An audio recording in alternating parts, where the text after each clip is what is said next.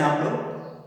आज हम पढ़ने जा रहे हैं स्वामी विवेकानंद और आज इस वीडियो में हम विशेष रूप से उनके जीवन परिचय को जानने की कोशिश करेंगे और उनकी उस यात्रा को समझने की कोशिश करेंगे जिसके द्वारा या जिस पे चलते हुए वे नरेंद्रनाथ दत्त से स्वामी विवेकानंद बनते हैं और न केवल भारत बल्कि पूरी दुनिया में एक प्रकार से अपना वैचारिक प्रभुत्व स्थापित करते हैं। दूसरी बात मैं ये कहना चाहूँगा कि आधुनिक भारतीय चिंतन जहाँ से शुरू होता है, पुनर्जागरण में आपने देखा राजा राम मोहन राय, उसके बाद स्वामी दयानंद सरस्वती और अब तीसरे थिंकर के रूप में हम लोग पढ़ते हैं स्वामी विवेकानंद। लेकिन स्वामी विवेकानंद आधुनिक भारत के सबसे प्रभावशाली और सबसे प्रतिभाशाली व्यक्ति माने जाते हैं और इसका कारण ये है कि जब हम राजा राम मोहन राय को देखते हैं तो पाते ये हैं कि राजा राम मोहन राय के ऊपर जो पश्चिमी सभ्यता थी, जो वेस्टर्न सिविलाइजेशन था, जो उनका एजुकेशन की प्रणाली थी, वे उससे बहुत ज़्यादा प्रभावित थे और चाहते थे कि भारतीय या हिंदू समाज का जो सुधार हो वह पश्चिमी ढांचे के अनुसार हो। दूसरे स्वामी दयानंद सरस्वती थे, उन्होंने पश्चिम को एकदम से खारिज कर दिया और उन्होंने कहा नहीं, हम ठीक हैं, भारत और भारत की हिंदू परंपरा अपने आप में सर्वश्रेष्ठ है, उसको अपने विकास और सुधार के लिए किसी बाहरी तत्व या किसी दूसरे देश के सहयोग की अपेक्षा नहीं है, जरूरत नहीं है।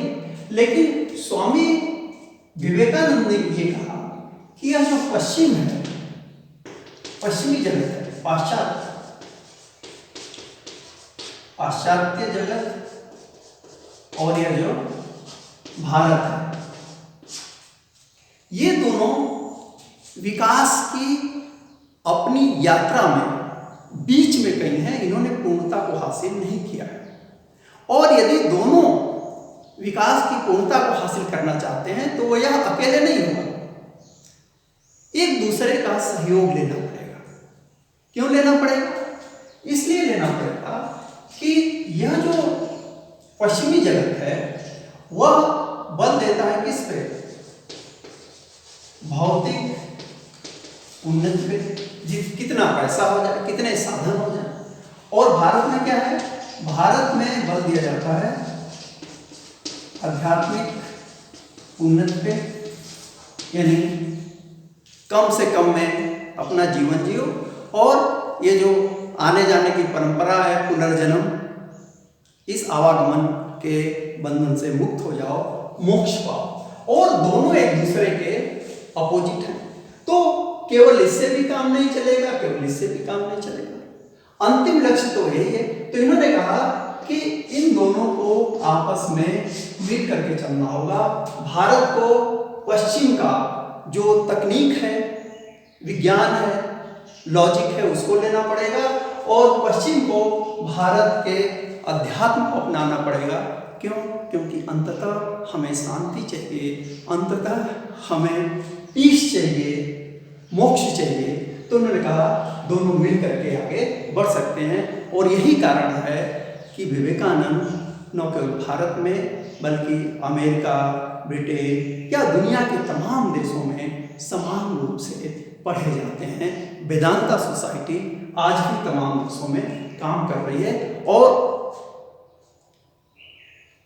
जो आधुनिक पीढ़ी है स्पेशली भारत में, वह विवेकानंद को अपना आदर्श मानती है। इवन सुभाष चंद्र बोस को लीजिए, एपीजे अब्दुल कलाम को लीजिए, ये विवेकानंद को मानने वाले, बिपिन चंद्र पाल, बाल गंगाधर तिलक, अरविंदो, ये सब, इवन आपके प्रधानमंत्री जो इस समय हैं, हमारे प्रधानमंत्री श्री नरेंद्र मोदी, वो भी विवेकानंद के भक्त हैं, उनको मानते हैं।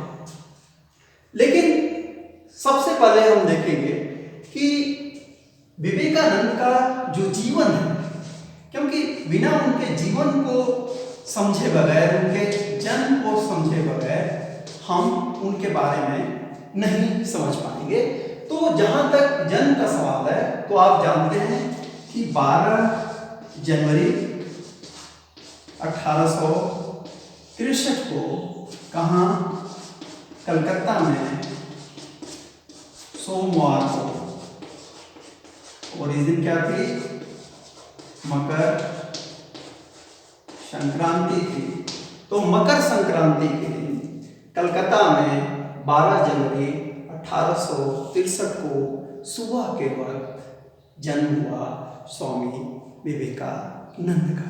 लेकिन जन्म के साथ ही ये विवेकानंद नहीं बन गए, ये तो बाद की घटना है।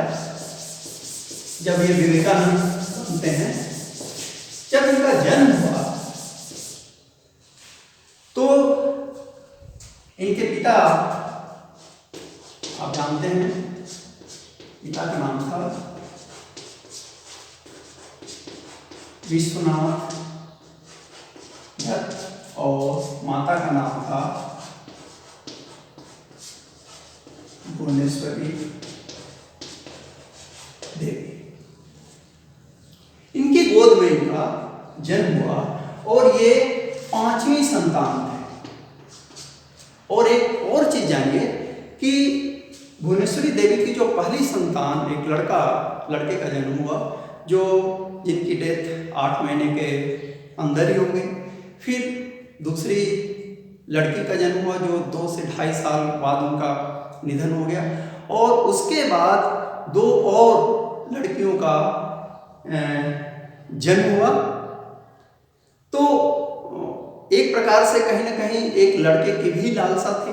तो भुवनेश्वरी देवी शिव की भक्त थी और उन्होंने शिव की आराधना की, मनौती मांगी। बनारस में जो विश्वनाथ मंदिर है पुराना वाला, उनको कहा जाता है वीरेश्वर शिव। आप कभी बनारस जाए तो देखें, अब तो कॉरिडोर बना दिया है मोदी जी ने। तो जब इनका जन्म हुआ तो इनकी माता जी भुवनेश्वरी देवी इनको वीरेश्वर नाम देना चाहती थी।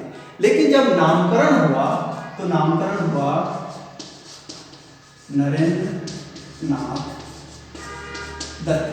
तो कोई यदि आपसे पूछे, और ये अक्सर सवाल पूछा जाता है कि स्वामी विवेकानंद के बचपन का नाम क्या था, तो बचपन का नाम आप वीरेश्वर नहीं बताएंगे बल्कि नरेंद्र नाथ दत्त बताएंगे, तभी आपका आंसर सही होगा। इसके बाद आती है इनके शिक्षा की, एजुकेशन।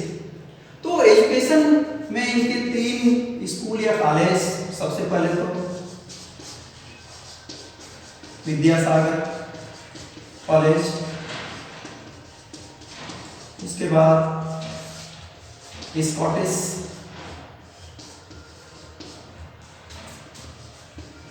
चर्च कॉलेज, और अंत में प्रेसिडेंसी कॉलेज से इन्होंने क्या किया, BA किया। यहाँ से इन्होंने इंटरमीडिएट किया, शुरुआती शिक्षा इनकी स्कूलिंग विद्यासागर कॉलेज से। इस स्कॉटिश चर्च कॉलेज में एक शिक्षक थे, प्रिंसिपल भी थे, विलियम हेस्टी एक जगह लिखते हैं कि विवेकानंद जैसा, और अभी हम विवेकानंद न कहें बल्कि क्या कहें, नरेंद्र नाथ दत्त जैसा विलक्षण प्रतिभा संपन्न विद्यार्थी उन्होंने अपने जीवन में कहीं नहीं देखा। वो उदाहरण भी देते हैं कि जर्मनी में जो फिलॉसफी पढ़ने वाले बच्चे हैं ना, उनमें भी इतनी प्रतिभा उन्होंने नहीं देखी। और एक विलक्षण प्रतिभा इनकी क्या थी, कंसंट्रेशन। ये किसी भी चीज को एक बार पढ़ लेते थे तो याद हो जाता था। और साथ साथ इनकी एक और प्रतिभा थी, ये अपने दिमाग को एक ही साथ 2 जगह लगा सकते थे। ये अपनी, जैसे होता है ना, कई बार हम लोग क्लास में पीछे बैठ करके कॉपी पे ड्राइंग बनाते रहते हैं, आगे गुरुजी बोल रहे हैं, लेकिन जब हम ड्राइंग बनाते हैं तो गुरुजी की बात भूल जाते हैं। विवेकानंद में ऐसा नहीं था, वे दोनों चीजें एक साथ कर सकते थे। तो ये विलक्षण उनमें प्रतिभा थी। जब प्रेसिडेंसी कॉलेज से ये बीए करके निकले, ग्रेजुएट होकर के निकले, तो यहाँ तक आते आते उन्होंने भारतीय दर्शन और जो पाश्चात्य दर्शन है उसकी इन्होंने बाकायदा शिक्षा ग्रहण कर लिया था। जैसे ह्यूम, मिल, स्पेंसर,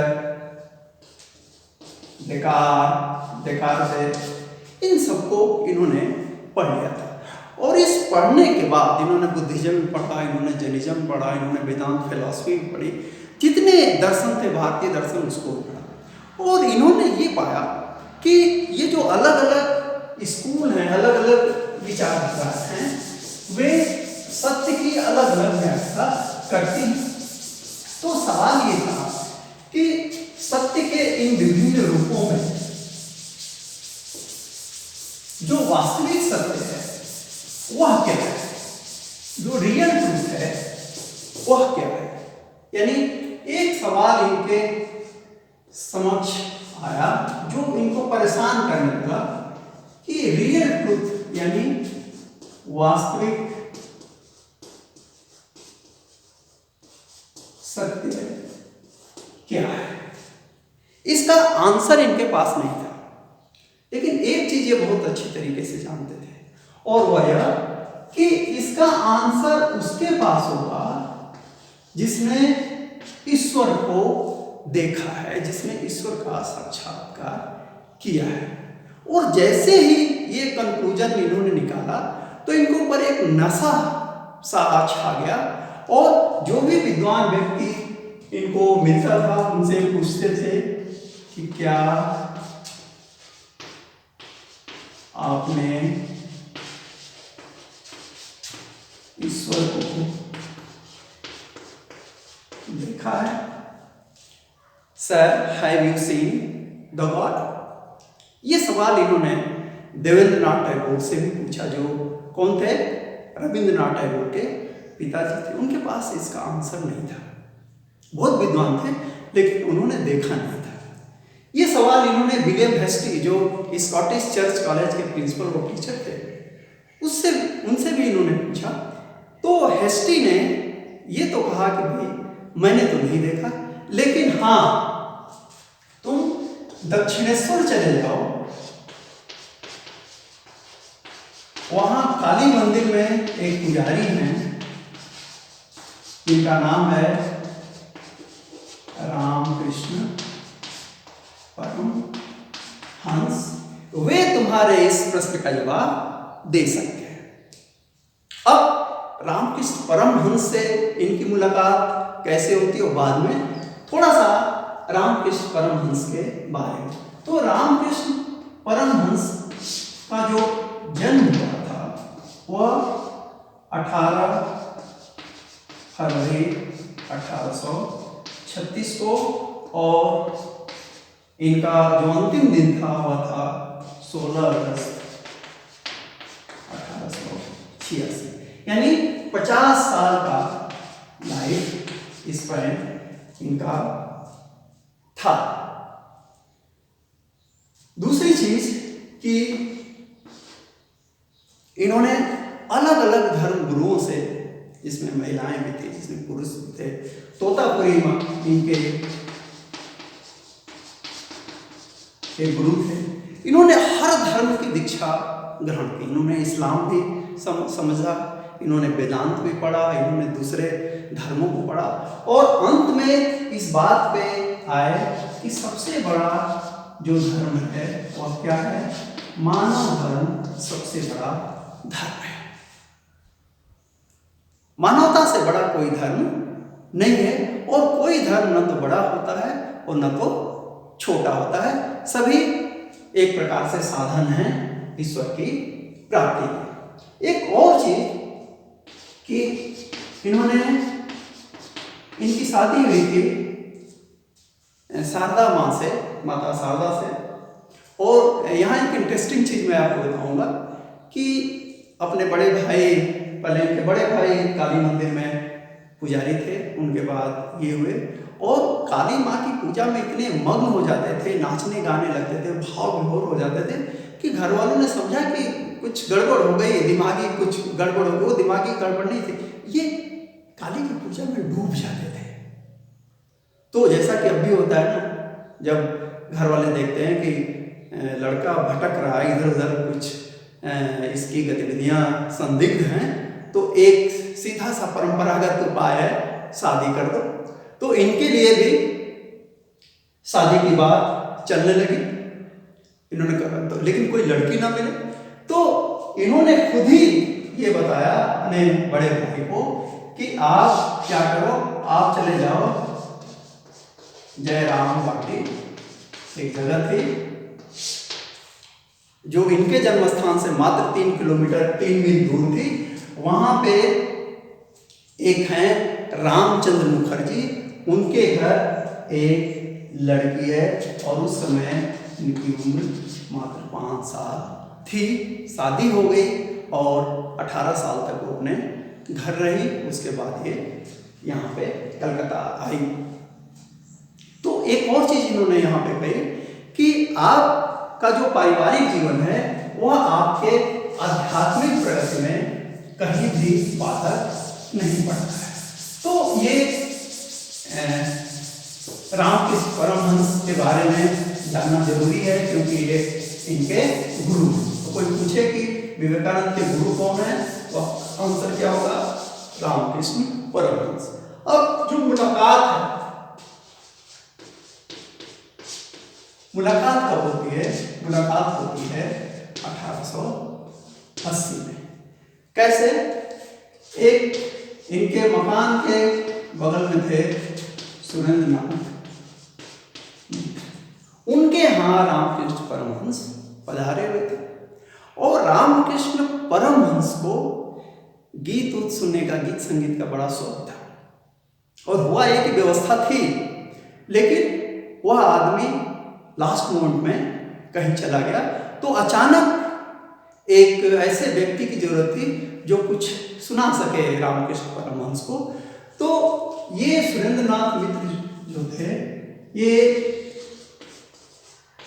रामदत्त थे जो नरेंद्र के चाचा थे, उनको जानते थे और उन्होंने रामदत्त से कहा कि अपने भतीजे यानी नरेंद्र नाथ दत्त को आप भेज दो, क्योंकि नरेंद्र नाथ दत्त को भी गीत और संगीत में दिलचस्पी थी, थोड़ा बहुत गा बजा देते थे। तो उन्होंने भेजा और इस प्रकार से पहली मुलाकात होती है सुरेंद्रनाथ मित्र के घर पे। लेकिन विवेकानंद चर्चा करते हैं। देखने के बाद जब गीत और ये सब चीजें हो गई, तो रूम में ले गए और घुटनों के बल बैठ करके दोनों हाथ जोड़ करके इन्होंने रामकृष्ण परमहंस ने कहा कि तुम तो सप्तऋषि मंडल के ऋषि हो। सप्तऋषि मंडल जानते हैं ना? आसमान में देखा होगा, नहीं तो आज जाकर के रात में आसमान में देखना, तो 7 तारे आपको ऐसे ऐसे दिखाई देते हैं। तो इनको ये ऋषि मंडल है, इसके तुम ऋषि हो, तुम नर रूपी नारायण हो और इस मानवता के दुखों को हरने के लिए ही तुम्हारा जन्म हुआ है। अब सोचिए 17 साल के स्वामी विवेकानंद या नरेंद्रनाथ दत्त उस समय कहिए, उनको तो ये चीजें बड़ी, वो कहते हैं कि मुझे बहुत अजीब लगा। लेकिन एक चीज हुई, दोनों एक दूसरे से बहुत प्रभावित हुए और आगे मिलना जुलना शुरू हुआ और अंततः वे उनके शिष्य बने। और जब 16 अगस्त 1886 को रामकृष्ण परमहंस की मृत्यु हुई, उनका वो महासमाधि में लीन हुए, तो उसके बाद एक प्रकार से जो उन्होंने क्या किया, मरने से पहले अपनी सारी आध्यात्मिक उपलब्धियां इन्होंने ट्रांसफर कर दी स्वामी विवेकानंद को और कहा कि जाओ मानवता का उद्धार। इस प्रक्रिया में इन्होंने एक 87 में विराज होम या यज्ञ किया और इस यज्ञ में अपने सांसारिक लालसाओं का इन्होंने त्याग किया और अंततः 21 फरवरी 1887 को इन्होंने क्या किया, संन्यास लिया, संन्यास धारण किया, गेरुआ वस्त्र धारण किया और यहाँ इनको एक नाम मिला विविदिशानंद।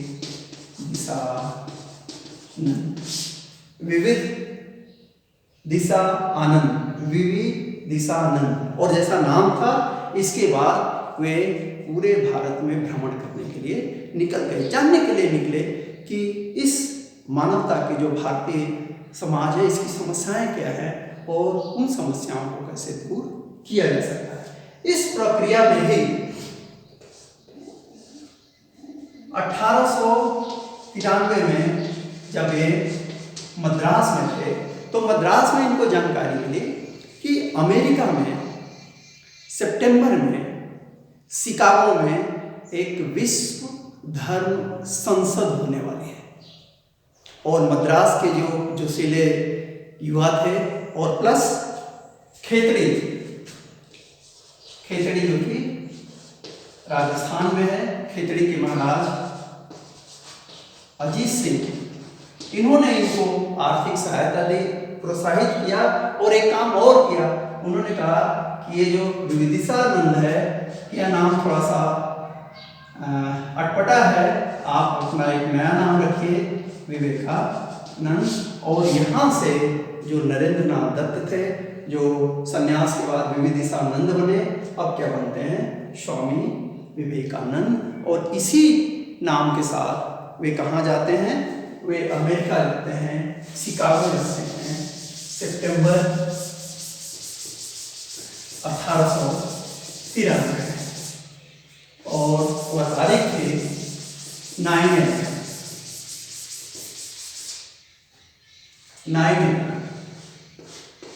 यानी 11 सितंबर।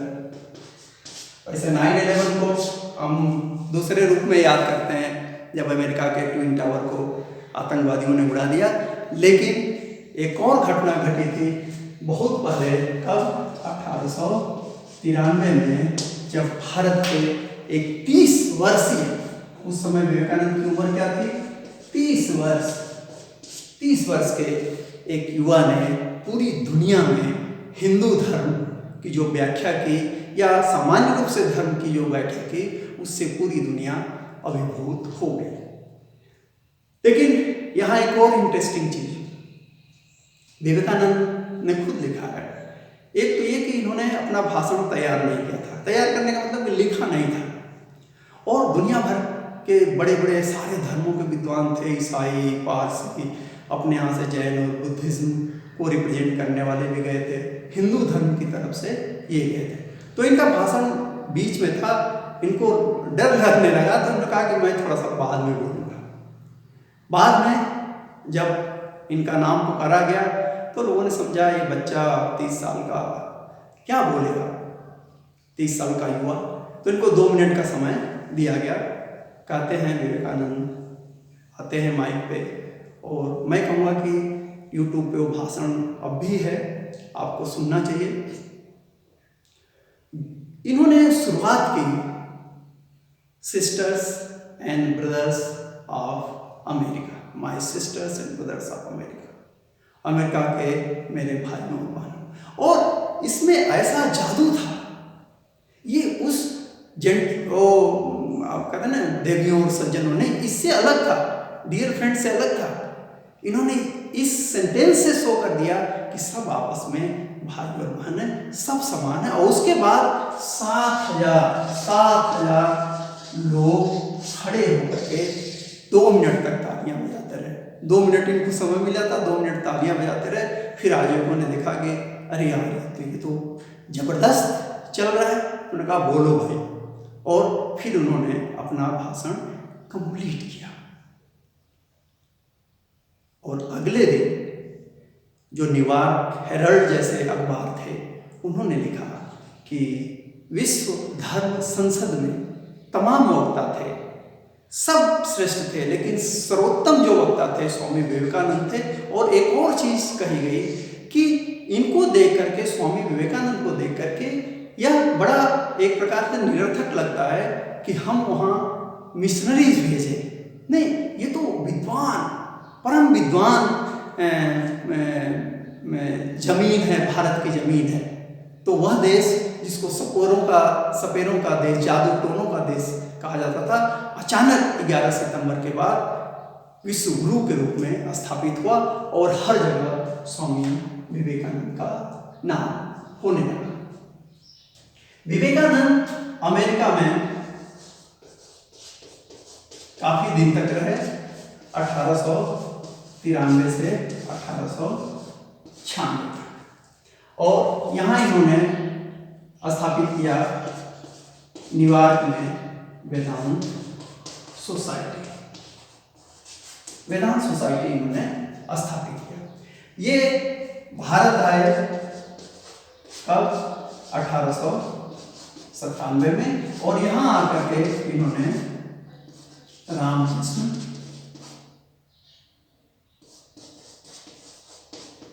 मिशन की स्थापना की। पहले मई को, 1 मई को 1897 में इन्होंने रामकृष्ण मिशन की स्थापना की। फिर ये विदेश जाते हैं 1899 से लेकर के 1900 तक आते हैं। आने के बाद ये बीच में किताबें भी लिखते रहे। पिछले वीडियो में मैंने उन किताबों का ईयर वाइज विवरण दिया है। फिर वो डेट आती है 4 जुलाई 1902। 4 जुलाई अमेरिका का स्वतंत्रता दिवस मनाया जाता है। उस दिन ये महासमाधि में लीन होते हैं, लेकिन उस दिन ये बाकी दिनों की तुलना में काफ़ी सक्रिय थे, और वे लोग जो ये देख रहे थे कुछ दिनों से विवेकानंद मठ की गतिविधियों में, मिशन की गतिविधियों में ज़्यादा इंटरेस्ट नहीं ले रहे हैं, उन्होंने अचानक देखा कि नहीं, सुबह इन्होंने मेडिटेशन किया, दोपहर में खाना खाया, फिर उन्होंने संस्कृत का व्याकरण पढ़ाया अपने शिष्यों को, शाम को जप किया और फिर आराम करने चले गए। इन्होंने कहा कि कोई डिस्टर्ब ना करे, सारे खिड़की दरवाजे खोल दिए गए, उन्होंने खुलवा दिया और सो गए। एक इनका शिष्य पंखा, बिजली तो उस समय था नहीं, पंखा डुला रहा था। 9 बजे रात में, अमावस्या थी उस दिन, 9 बजे रात में अचानक इनके शरीर में कंपन हुआ और उसके बाद सब कुछ शांत। और इस प्रकार मात्र 39 साल 5 माह और करीब 24 दिन की उम्र में इन्होंने इस दुनिया को छोड़ दिया। और परमहंस ने कहा था कि जिस दिन नरेंद्र अपने को जान जाएगा वह इस दुनिया को छोड़ देगा। विवेकानंद जान गए थे, उन्होंने जो भी करना था समाज के लिए, मानवता के लिए कर लिया। और एक आखिरी चीज़ मैं बताऊं कि अभी 14 तारीख को डॉक्टर अम्बेडकर की जयंती थी। अम्बेडकर ने एक बड़ी अच्छी बात कही है। उन्होंने ये कहा कि जीवन लंबा नहीं होना चाहिए, बड़ा होना चाहिए। ये नहीं कि आप कितने दिन जिंदा रहते हैं, आपका जीवन कैसा रहा है ये महत्वपूर्ण है, और कैसा रहा ये कि आपने मानवता के उद्धार के लिए क्या किया, मानवता की भलाई के लिए क्या किया। कितने प्लॉट आपके हैं, इसके लिए दुनिया आपको याद करने वाली नहीं है। कितने मंजिला मकान है, इसके लिए दुनिया आपको याद नहीं करेगी। बैंक में कितना पैसा है, कोई याद नहीं करेगा। आपने समाज के लिए क्या किया, तो आपका जीवन बड़ा होना चाहिए। और विवेकानंद 40 साल से भी कम उम्र में वह कर पाए जो कि हम आप कुछ भी नहीं कर पाए। तो ये था स्वामी विवेकानंद की जीवनी थी, और मुझे लगता है कि बेसिक जानकारी आपको हो गई होगी। आगे हम उनके विचारों को पढ़ेंगे। देखते रहिए, पढ़ते रहिए, और अच्छा लगे तो सब्सक्राइब कीजिए। Thank you very much.